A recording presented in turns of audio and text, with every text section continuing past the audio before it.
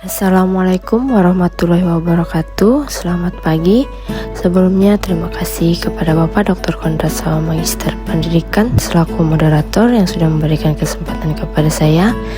Yang saya hormati Ibu Dr. Randa Isna Mariani Magister Pendidikan selaku penguji, Bapak Mulyadi Lesmana ahli media keperawatan selaku mentor saya, dan Bapak Dr. Kondrasawa Magister Pendidikan selaku coach saya.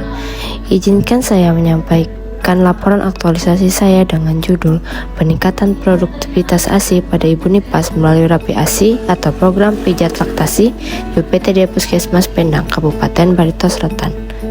Perkenalkan, nama saya Elsa Widastuti ahli media kebidanan dari golongan 2 angkatan 16 gelombang 6 kelompok 2 peserta Lasar CPNS BPSDM Provinsi Kalimantan Tengah. Berikut adalah gambaran tempat saya bekerja, yaitu PTD Puskesmas Pendang yang merupakan salah satu dari 12 puskesmas yang ada di Kabupaten Barito Selatan. Puskesmas Pendang berdiri sejak tahun 1974 dan kini berusia 48 tahun. Beralamat di Jalan Pembangunan nomor 33 di Kelurahan Pendang, Kecamatan Dusun Utara. Dengan tipe puskesmas terpencil dan sebagai puskesmas rawat jalan dan rawat inap. Memiliki wilayah kerja yang terdiri dari 9 desa 1 kelurahan. Dengan moto Ketoh Barigas Iki Senang Ate.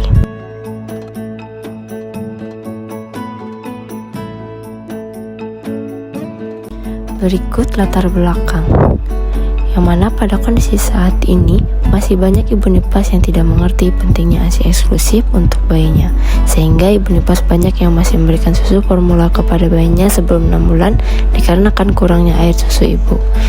Kondisi yang diharapkan itu Pernis berharap dengan pelaksanaan kegiatan aktualisasi ini meningkatkan capaian dan menambah pengetahuan pada ibu nipas tentang pijat laktasi, sehingga tidak ada lagi ibu nipas yang memberikan nutrisinya selain ASI, sehingga mendapatkan gagasan pemecahan isu dengan melakukan pijat laktasi untuk meningkatkan produktivitas ASI pada ibu nipas.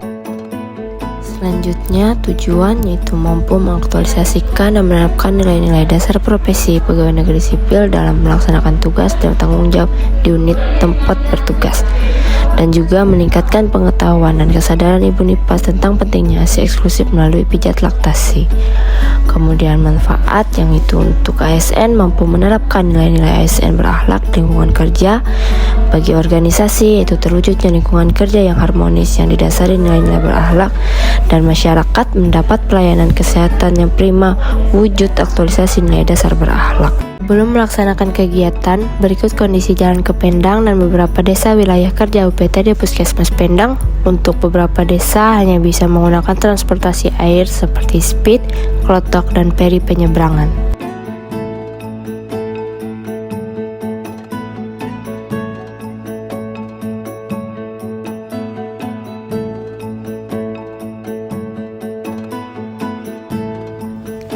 Kegiatan 1. Melaporkan dan konsultasi dengan mentor tentang kegiatan aktualisasi, yang bertujuan untuk menjelaskan apa saja kegiatan yang akan dilaksanakan dan meminta pendapat serta saran selama habituasi, dan selalu berkoordinasi dengan mentor dengan output catatan arahan dan persetujuan dari mentor, dan menerapkan nilai-nilai dasar ASN yaitu berorientasi pelayanan, akuntabel, kompeten, harmonis, loyal, adaptif, dan kolaboratif. Kegiatan 2. Melakukan konsultasi dengan penanggung jawab program KIA, KB, dan PONET dengan menyampaikan kegiatan apa saja yang akan dilaksanakan selama habituasi.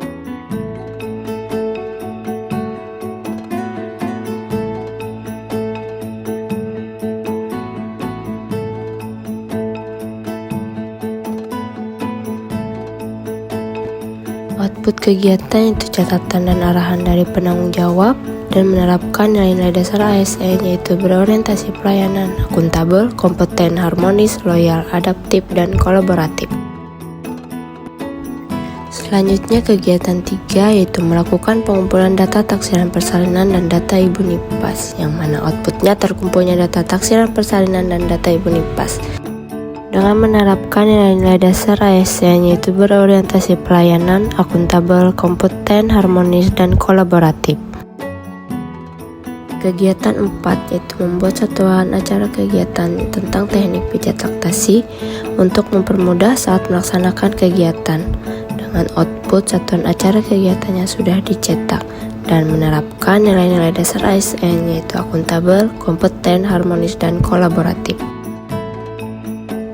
Kegiatan 5 melakukan informed consent dan informed choice secara lisan kepada ibu dan keluarga dengan menjelaskan tindakan yang akan dilakukan.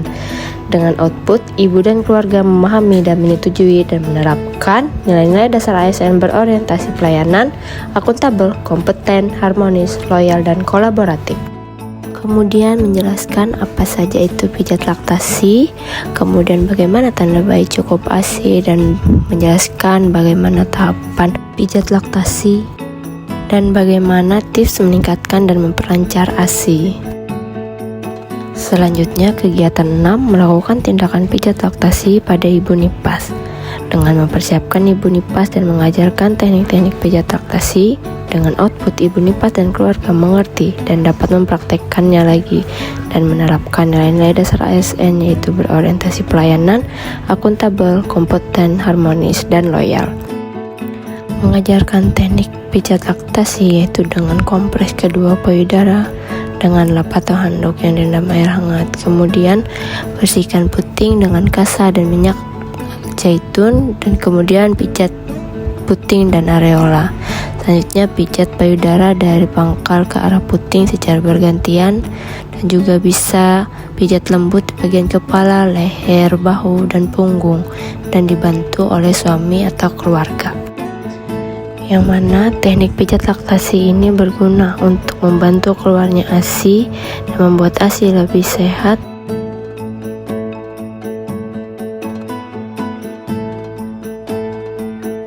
Kegiatan 7 melakukan monitoring kunjungan rumah yang terintegrasi dengan kegiatan kunjungan nipas dengan melakukan pemantauan ke rumah pasien. Dengan output terlaksananya pemantauan ke rumah pasien dengan menerapkan nilai-nilai dasar ASN yaitu berorientasi pelayanan, akuntabel, kompeten, harmonis, dan kolaboratif.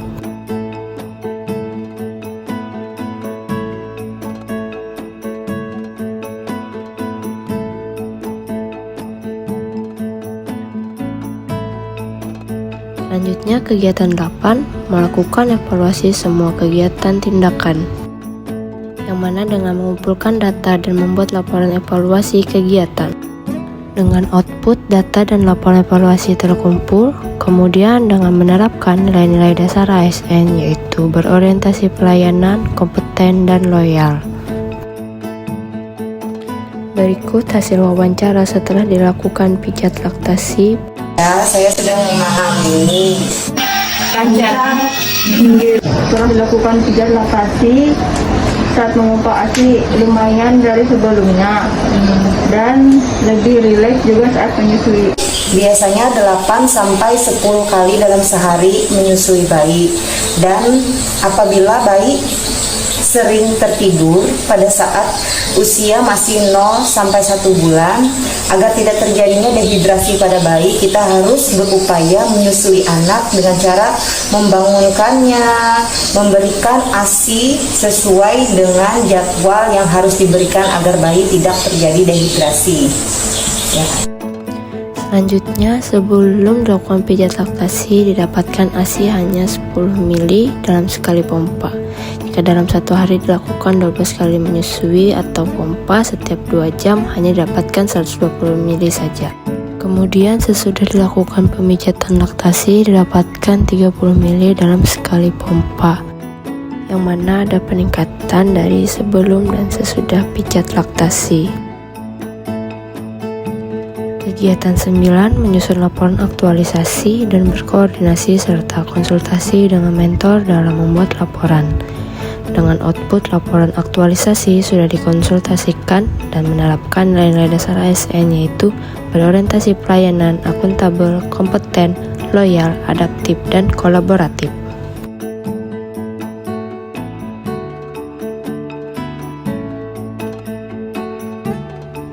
Kesimpulan, setelah dilakukan kegiatan peningkatan produksi ASI dengan program pijat laktasi, dari 5 orang ibu nipas produksi ASI sebelum pijat laktasi didapatkan produksi ASI kurang atau sedikit, yaitu kurang dari 250 ml sebanyak 4 orang dan ASI cukup sebanyak 1 orang.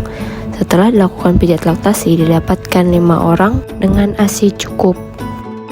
Terdapat peningkatan jumlah produksi ASI pada ibu nipas dengan ASI cukup yang dilakukan evaluasi dengan wawancara setelah 1 minggu dilakukan pijat laktasi. Rekomendasi bagi ASN yaitu mampu memberikan pelayanan dengan mengutamakan kepentingan golongan di atas kepentingan pribadi. Kemudian bagi instansi memberikan dukungan pada pelaksanaan setiap kegiatan dengan menerapkan nilai-nilai dasar ASN berakhlak di lingkungan kerja. Bagi masyarakat, mampu memahami dalam penerapan dan selalu mendukung kesehatan serta mengubah pola pikir bahwa budaya dan tenaga kesehatan berdampingan. Dan bagi penyelenggara pelatihan, mampu meningkatkan sarana dan prasarananya lebih baik lagi. Itu tadi laporan aktualisasi saya. Untuk selanjutnya saya mohon saran, masukan, perbaikan, dan pertanyaan dari Ibu Dr. Randa Isna Mariani, Magister Pendidikan selaku penguji, kemudian Bapak Mulyadi Lesmana, Ahli Media Keperawatan selaku mentor, dan Bapak Dr. Kondrat Sawang, Magister Pendidikan selaku coach. Terima kasih.